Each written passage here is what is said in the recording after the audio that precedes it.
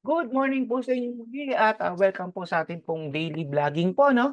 At kahapon po napag-usapan po natin regarding po sa ating pong pag-iisip. At ang gusto ng Panginoon na pag-iisip po natin ay maging positive ka. Sabi mo nga sa sarili mo, be positive, positive. So kahapon po napag-usapan natin na ang ating pong dapat isipin ay mga magagandang bagay. Sabi po dito sa Philippians 4:8, 'no? Fix your thoughts on what is true, honorable, right, pure, lovely, and admirable. Think about things that are excellent and worthy of praise. So, think first. Kaya nga po, kailangan natin mag-isip muna. So, nakapag-isip ka na ba? You must you must think the positive thing. Para maging ganado ka. So, ginaganahan ka ba, kapatid? So, ito pong susunod naman natin, you must hear the positive sound. Hindi lang po mag-isip. Kailangan din merong reinforcement po ito, which is number two, hear the positive sound. Sabi nga po ng Isaiah 22:14, sabi dito, "Then it was revealed by my hearing by the Lord." So ibig sabihin po, sabi ng Isaiah 22:14, nagsasalita ang Diyos sa atin. So ito po ay tinatawag nating audible voice. Oh, so nakarinig ka na ba ng audible voice ng Lord? Kinausap ka na ba? Hindi po ito yung konsensya, baka po isipin niyo konsensya po 'yan. Hindi po 'yan. Kaya meron po kasing tinatawag tayong konsensya na kung saan parang sinuudyukan niya tayo. No, I believe yung audible voice ng Lord is the pure thing. Ito po yung naririnig ng mga tenga po natin. Hindi po ito udyok ng damdamin po natin. So, it is God who will speak to you. So, kailangan po ninyo maranasan po yan, mga kapatid, mga kasama. So, yan po yun. Bukod po doon, kailangan din natin makinig din ng mga bagay na kung saan ito po ay magpapalakas sa ating pong emotion, which is yung mga pong mga tugtugin, kailangan din natin makinig ng mga magagandang mga sounds, mga praise and worship, di ba? Mga good things sa mga ibang tao. So sabi nga po diyan, when you listen to the Bible, ba, kailangan magbasa, kailangan magsalita ang Bible po sa inyo. Hindi lang po yan puro letra at kwento. Ito po ay dapat nagsasalita sa inyo. Paano nagsasalita ang Bible? Okay, turuan ko po kayo, saglit lang po ha. Ang pagsasalita mo ng salita ng Diyos, ito po ay buhay kasi inspired po ito ng Holy Spirit. So kailangan before you read the Word of God, before you read the Bible, kailangan po mag-pray ka muna. Ask the Holy Spirit to speak to you through the Word of God kasi siya yung author niyan. So kailangan maging buhay po yan, hindi lang babasahin po natin na walang nangyari sa atin. Kailangan magkaroon po yung tinatawag na rhema. Kailangan ito ay magkaroon po ng udyok sa atin kung ano yung binabanggit po ng salita ng Diyos. At makinig din tayo ng mga praise and worship song. Makinig din po tayo ng mga preaching. Di ba po? Kasi minsan nakikinig ka nga present ka physically pero absent ka mentally pag nasa preaching ka o nasa church ka. Kailangan buo 'yun. Hindi pa puwedeng nandun yung isip mo nasa ibang lugar, pero ang katawan mo nandun nakikinig ka ng preaching. Kailangan po laging ma-reinforce ang ating pong isip sa pamamagitan po ng ating pakikinig. So, pagbabasa ng Biblia, pakikinig ng mga praise and worship song, pakikinig sa mga preaching po natin, pakinig ka rin sa mga mentors niyo. That's why importante kayo po ay encourage ko na maging bahagi po ng small group sa mga local churches po. Why? Because your mentor or your leaders doon sa Bible study group ninyo, i-encourage ka. I believe hindi ka niyan ipu-push para maging negative ka pa na tao, 'di ba? May pinagdadaanan ka na nga, eh. So, kailangan pa ba natin ng parang dikdikin ka pa para maging negative ka pa lalong tao? No, hindi. Kailangan natin lumapit dun sa mga taong positibo ang pag-iisip din. Yung talagang punong-puno ng pananampalataya sa Diyos. So, listen to these people. Kailangan yung maging involved diyan sa mga taong 'yan na kung saan tutulungan kang tumayo, hindi yung ibabagsak ka. Kasi napansin niyo po ba ang mundo natin, ang mga tao po nagga-gather sa mga bagay-bagay po 'no, sa kamundong bagay, napapansin ninyo 'pag sila ay nagtumpok-tumpok, they feel na sila ay naiibsan sa kanilang mga problema, 'di ba, 'pag nagtumpok-tumpok na po sila. Pero in fact, makikita niyo ang realization 'pag nandun sila, for the meantime lang yung kanila pong, pag-iibsan ng mga problema po nila, yung countenance na yun. Ibig sabihin nagkakaroon sila ng konti lang, pero at the end of the day, hindi naman talaga nasolusyonan yung problema. But if you will go to God, number one, go to God, 'di ba? Go to the people who will encourage you, listen to those people na ili-lift up ka, tutulungan ka nila, i-a-advice ka nila.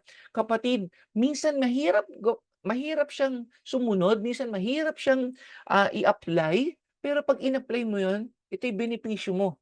Ito yung makakabigay sa iyo ng kapayapaan, solusyon sa problema mo, at magkakaroon ka ng encouragement, magkakaroon ka ng positive thinking na kung saan magkakaroon ka ng gana sa buhay mo.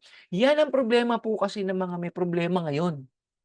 Madalas ang mga may problemang tao ngayon, umaalis, lumalayo sa ibang tao at sila'y nagmumukmok at minsan pa pumupunta dun sa mga barkada na kung saan hindi ginagatungan pa yung problema nila. Hindi po sila natutulungan talaga. So kaya kailangan importante po ang makinig po tayo, number one, sa Lord. Kaya nga po ini-encourage ko po kayo na kayo ay magkaroon ng time kay Lord, magkaroon ka ng time of devotion. 'Di ba, magkaroon ka ng time of quiet time.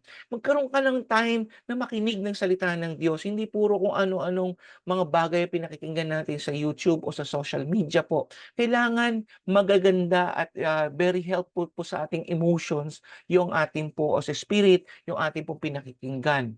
Amen. So, number one, ito po yung brain natin, kailangan magkaroon tayo ng magandang pag-iisip.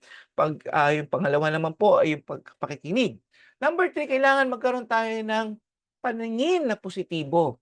Kasi po bakit? Sabi po ng Hebrews 12:2, looking unto Jesus, the author and finisher of our faith. So paningin po 'yan.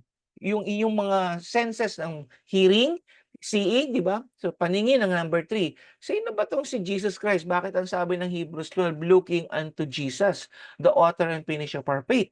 Si Jesus po, kaya hindi po siya basta isang figurine lang o isang tao lang o nandun sa pader na nakadikit.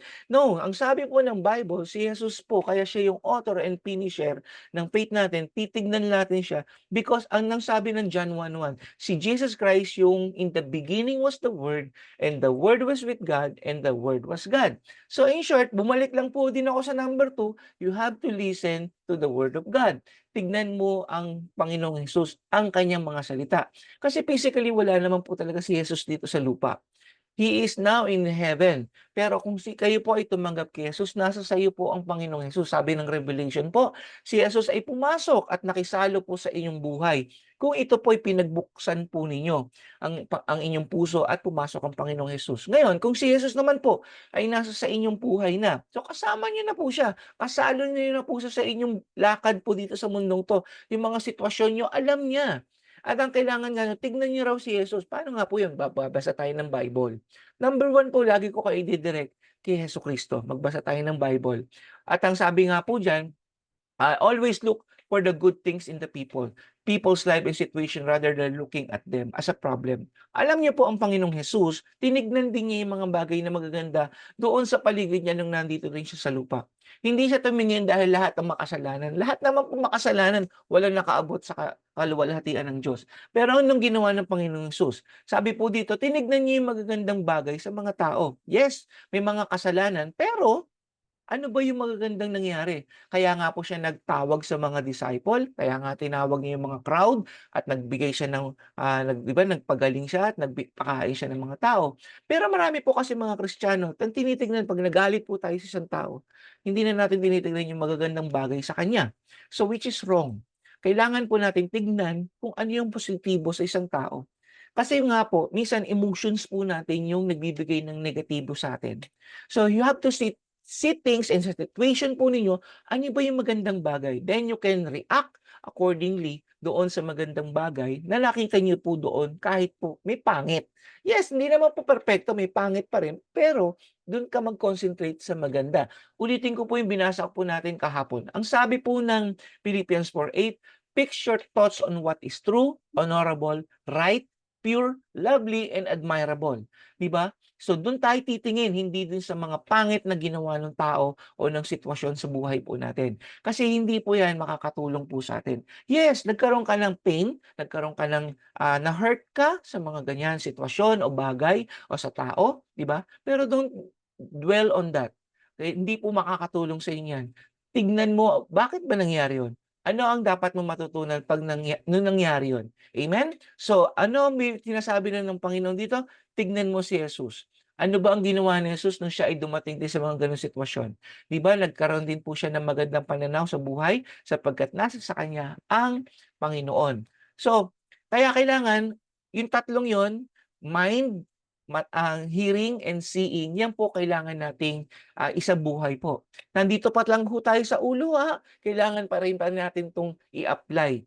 Tapos bukas po ipapakita ko na sa inyo, bukod pa doon sa ulong 'yan, nandito pa lang po tayo saka sa puso po, So, bukas meron pa tayong ibang tuturo po may tuturo pa po tayo, may matututunan pa tayo bukas po. So, kailangan po natin 'tong pag-aralan pa para mapagtagumpayan natin ang problema po ng sanlibutan ito. Hallelujah. So, I hope na-encourage ko po kayo sa umagang ito at pagpalain po kayo ng Panginoon. Manalangin po muna tayo. Panginoon, pagpalain niyo po ang aking mga kapatid na nakinig po ngayon, nanood ng vlog nito. I just pray, Lord God, that they will have a good mindset, Panginoon. Magkaroon sila ng good seeing sa mga bagay na nakikita nila ngayon, O God, at gayon din magkaroon sila ng magandang napapakinggan, Panginoon, upang ma-motivate ang kanilang pong buhay at hindi sila manatili sa negative things, Lord God, bagkus, Lord, sila ay magkaroon po ng magandang pananaw sa buhay na ito sapagkat every day is a new day for you po, God. Kayo po nagbibigay ng araw, Panginoon, ng encouragement sa amin. Araw, Panginoon, that we live in a happy days, Panginoon, a blessed day, Lord God. In Jesus' name, Lord, bless niyo po mga kapatid ko sa pangalan ng Panginoong Hesus. Amen and amen. So, kita-kita po tayo ulit bukas. This is the part 3 po ng ating pong pinag-aaralan. Be positive. Hallelujah. God bless you all.